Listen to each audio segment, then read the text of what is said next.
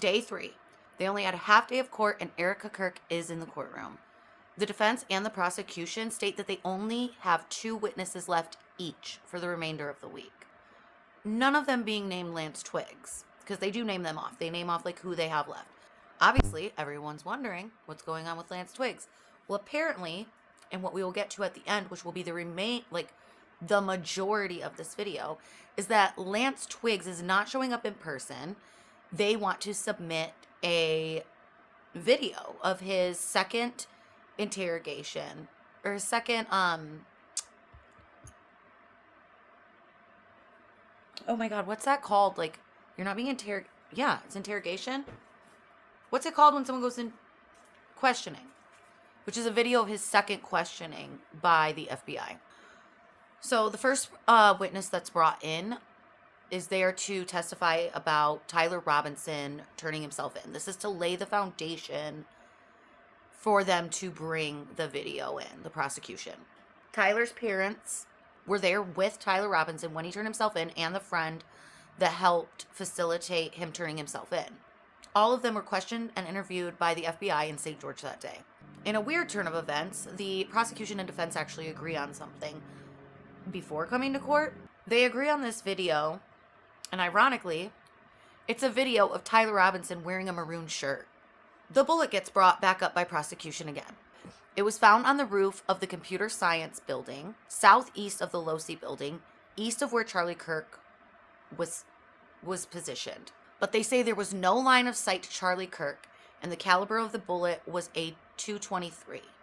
There's some questioning by the prosecution about Lance Twiggs' DNA and when it was collected, and apparently there's some confusion on whether it was collected immediately or if it was collected at a later date, like at one of his 2 other interviews, because he was interviewed by 2 different departments 2 separate times after the incident. Both interviews that were recorded, Lance was given, I'm going to call him Twiggs. Twiggs was given limited immunity. Oh, no. He was given use immunity, which is another term for basically limited immunity. I guess what this means is that if evidence presents itself that implicates Twiggs at a later date, that immunity would not be useful to him anymore. They could then press charges against him, from my understanding. The second interview was recorded and used in lieu of him coming in to testify at preliminary. All of this is leading up to the prosecution laying a foundation to submit this video that we're discussing right now. The second video where he is given the limited immunity. The prosecution comes at the defense basically saying they already knew we were bringing this, they were already briefed on this issue, and that the defense was surprising them by requesting a bunch of redactions, and that the defense missed their opportunity to object. The prosecution agrees with the defense on this one item not being published visually to the public, but still wants the public to be able to hear the audio. The concern raised by the prosecution is that the public would zoom in, grab the evidence, and then manipulate it to the public. Defense then claps back and says that the prosecution told them yesterday that they didn't agree with the redactions, basically pointing out that the prosecution already knew about this and it was no surprise to them. The defense obviously wants this completely barred from the public. They do go on to say, though, that the reason they do not want this audio played to the public is because I'm going to read this part, because it's primarily Ryan McBride talking, and I quote, "This is essentially the Ryan McBride 1102. He goes on to say that the vast majority is McBride, with Twiggs agreeing to what the text and group chat, probably the Discord messages, say. Defense clearly says something that sets the judge off, because Hot Judge then lays down the law, stating that he will not go outside of his role and tell either party what they should or should not do, and that he is not team prosecutor or defense. Goes against certain rules, constitutional rights, statutes, case law. I will weigh in, but I never want to put my finger on and say, well, Mr. Novak, here's what I think you should do, or to the state, Mr. McBride, here's what I think you should do. That goes outside my role, and I will not deviate from my role, which is not to interfere with the business of counsel. This topic then causes another incident of talk about closing the hearing for this portion. Don't worry. We never get to that. We never actually get to closing the hearing because this piece of evidence takes up the rest of the court day and is pushed till tomorrow. Also, there's a big debacle on, ultimately the judge admits this for his purposes, and the only argument left is like whether the public will see it.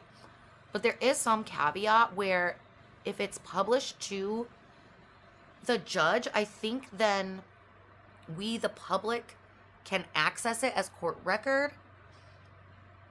This part confuses me, but the judge does eventually, like, obviously the judge is going to look at it, is the point of what I'm saying. And you know the media, they're going to jump in. They want us to see everything. They pop off because the defense is basically asking for a sidebar where they can, like, whisper, and the media is not having it. The media basically comes out saying, like, it's the public's right to be able to oversee the court. Closure of the courtroom is completely unacceptable, and any limitation on the public should be done in the most narrow way possible. And then the defense comes back and says, oh, we just want to close the hearing for one small objection, a brief small objection. But based on yesterday's video, I highly doubt it would be brief at all. He said he only had like 1 or 2 more questions left and went on for like 2 hours. It most definitely was a trap by the defense, in my opinion. Then Hot Judge decides to take a break so he can just look at the document and then make his decision. No.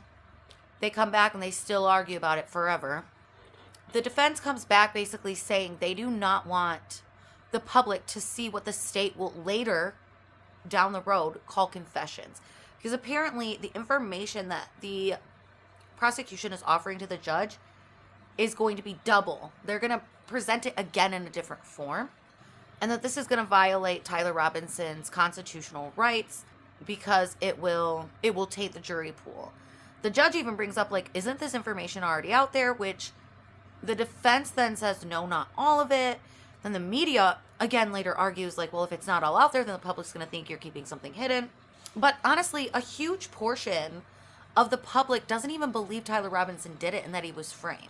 But I do get what they're getting at. Like, that maybe they want this narrative in the public pushed. The prosecution wants this narrative pushed in the public again. I guess I could see that argument. The defense literally says this when they say, this is just yet another opportunity for the prosecution to put this out in the public and potentially screw over Tyler Robinson. I'm not direct quoting. Apparently I paraphrase. And screw over Tyler Robinson even more. He does say, I'm not accusing this of being what they're attempting. I'm not accusing the state or the prosecution that this is what they're attempting to do, but this would be another opportunity for them to do it again. Then the prosecution comes back and says, Judge, we want you to be able to hear Lance Twig's voice so that you can kind of, like, you know, figure out if there's authenticity to his voice. I call BS on that, because if they really wanted that, they would have brought him in person. Also, I want to know why they didn't bring him in person. Hot Judge finally decides, after years of back and forth, that there's certain portions that do have to be redacted. I don't actually know what we're going to see in here tomorrow. And then, okay, so you know how you have defense, prosecution, media, all these, like, lawyers, like, coming up to fight for different things. Erica Kirk, the Kirk family is what they call it, lawyer, steps up and also makes argument for the public to be able to see this footage. So to wrap this video up, I'm actually just going to give you a clip of this. Your Honor, Jeffrey Nyman on behalf of the Kirk family. But I feel as if we need to. I want to be clear as to what the Kirk's family's position is on all of this. The Kirk family believes strongly that if the evidence is being admitted in this preliminary hearing, it should be made public for the world to see. No redactions. This court has tools at its tools at its disposal to make sure the defendant receives a fair trial. You'll use them if you find that you need to. That's it, Your Honor. To not be transparent, terrible lawyer. To not be open, to not let the world see what happened, will create doubt and distrust in the judicial system. And that's not what anybody wants. That's not what any of us believe should happen here. And we'd ask the court to consider the position of the family in making its ultimate decision.